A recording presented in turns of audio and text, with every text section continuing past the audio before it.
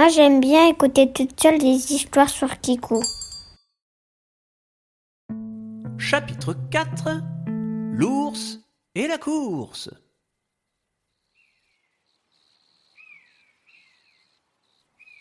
Le soleil venait tout juste de se lever que déjà les 4 aventuriers étaient prêts à partir. Le lieu où habitaient les abeilles était tout proche et il ne fallut pas plus d'une demi-heure pour le rejoindre. Soudain, Cyrne leva les yeux vers la cime des arbres et elle pointa du doigt une petite maisonnette de bois accrochée à une branche de sapin. C'était la ruche. Elle ressemblait à une copie de petit chalet montagnard en modèle réduit. Voilà la fin de notre aventure. Il ne reste plus qu'à grimper et nous... C'est la roque-sourd. Filons nous cacher. Tout le petit groupe se précipita derrière un rocher. Tapis dans l'ombre de la grosse pierre, ils observèrent attentivement la bête. Elle était gigantesque et arborait un pelage gris avec des rayures sur le dos. Nos amis devaient trouver un moyen de l'éviter. Elle est drôlement matinale, dites donc. Je ne l'avais même pas vue venir. Moi non plus. Elle était cachée par les ruines du vieux moulin, là-bas. Les ruines d'un vieux moulin ? Ah, tiens donc. J'ai peut-être une idée. Suivez-moi. Pendant que la roque-sourd déambulait parmi les arbres, à la recherche de miel, le chevalier orange se faufila jusqu'aux ruines.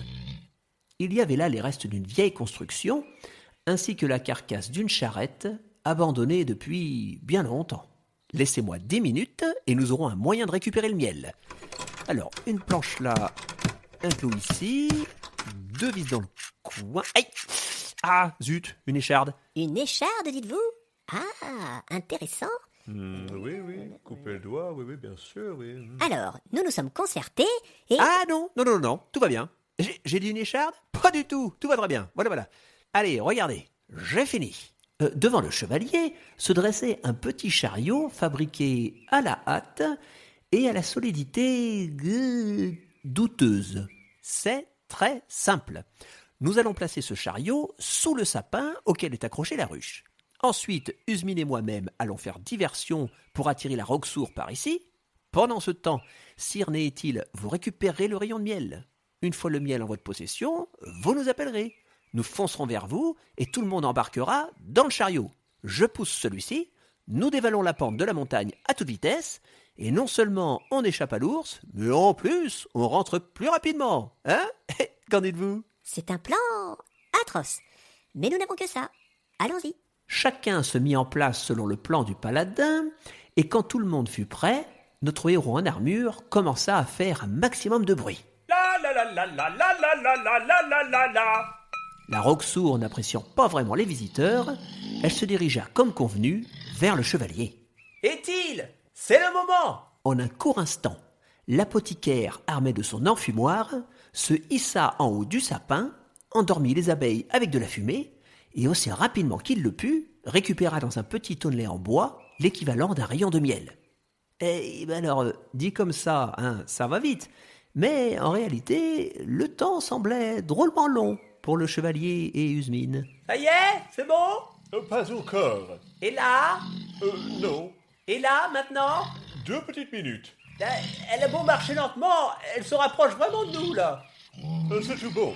Je me descends. Revenez vite. » Le paladin ne se fit pas prier, et il fonça vers le chariot, accompagné par Usmine, qui lui aussi fonçait. Fonçait à sa façon. Allez, Usmine, c'est le moment d'aller vite, là. Oh, je suis au maximum. Oh, quel dommage que je ne puisse pas dessiner. Ah, j'aurais volontiers rendu ce moment immortel. Oui, là, on va surtout le rendre mortel, le moment, si on se dépêche pas. Mais vous savez pas courir ou quoi ? Courir. Oui, vous savez, mettre une jambe devant l'autre, comme pour marcher, mais en plus vite. Ah, comme ça ? On s'en contentera. Malgré la lenteur du jeune homme, tout le monde put se rassembler devant le chariot, sans se faire rattraper par la roque-sourd. Mais cette dernière n'était pas bien loin. Furieuse, elle se mit à accélérer en direction de nos amis. Oh là là, ça se corse, elle court vite. Embarquez, je vais vous pousser et on pourra y aller. Allez, à 3. 1, 2... Ouh, c'est plus lourd prévu. 2 et 2... Mais... 4, 5, 6. Nous finirons en saucisse. Ah, bah venez m'aider plutôt que de rigoler. Vous voyez bien que ça n'avance pas. Cyrne descendit, poussa avec le chevalier, et l'engin put enfin commencer sa longue descente. Le chariot prenait suffisamment de vitesse pour échapper à l'ours, mais il était tout brinque-ballant. Des morceaux de bois commençaient à se détacher ici et là.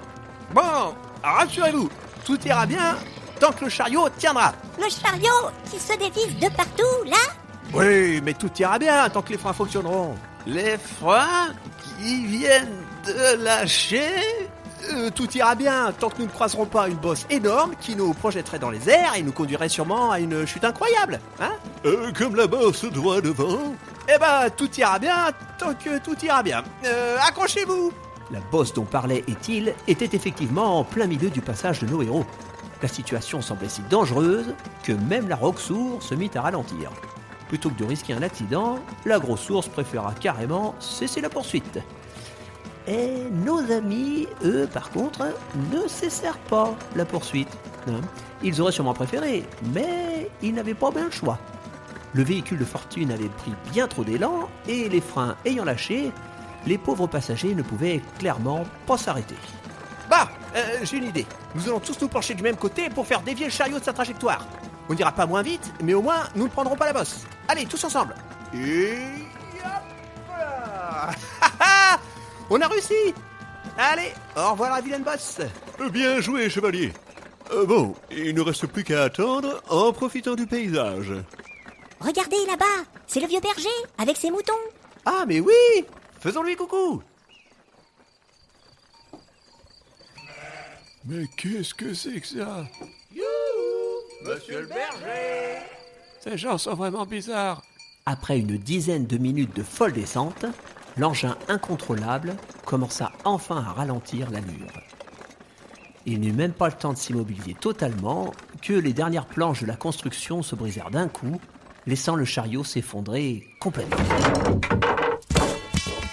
Bon bah, on est arrivé. Le chemin du retour se fit dans la bonne humeur, et un beau matin, nos 4 héros purent voir au loin la ville de Biervois. Tous les habitants célébrèrent le retour du médecin et de l'apothicaire qui étaient indispensables à la population. Le miel en sa possession, est-il allé pouvoir continuer de confectionner des remèdes pour soigner les malades de Cyrne. Usmine encadra son joli dessin et le fameux chef-d'œuvre des 1000 fleurs devint célèbre dans toute la région. Tout finissait donc bien. Une fois de plus, le chevalier orange avait accompli sa mission. Il fit ses au revoir à ses amis et reprit la route pour le château orange, non sans avoir fait une petite halte à l'échoppe à chips avant de partir. Et oui, parce que quand on voyage, il faut toujours ramener un petit souvenir.